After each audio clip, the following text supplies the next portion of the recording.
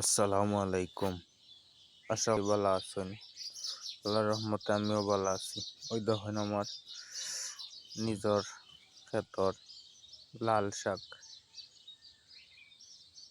আলহামদুলিল্লাহ, কত সুন্দর আল্লাহ তাআলা আমারে নিয়ামত দিছেন।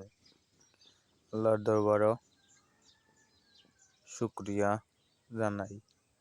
বুঝছেন কত সুন্দর নিজের হাতর লাগাইছি নিজের হাতে লাল শাক। নিজের হাতর যে কোনো জিনিস ফলাইয়া খাইতে কত মজা।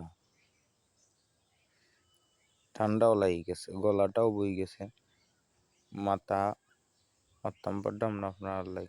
আমরা বাদি খুবই ঠান্ডা, আমরা সিলেটের ভাই খুবই ঠান্ডা।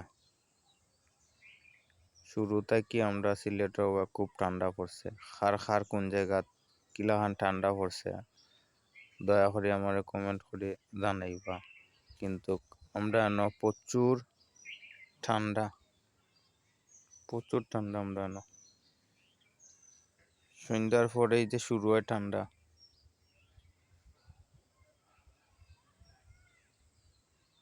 ওই হইলো একটা বিশ্রাত লাগাইছি, ওই দেখেন আর একটা বিশ্রাত লইয়া যাই। ওই দেখেন আর একটা বিশ্রাত, দুইটা বিশ্রাত লাগাইছি লাল শাক।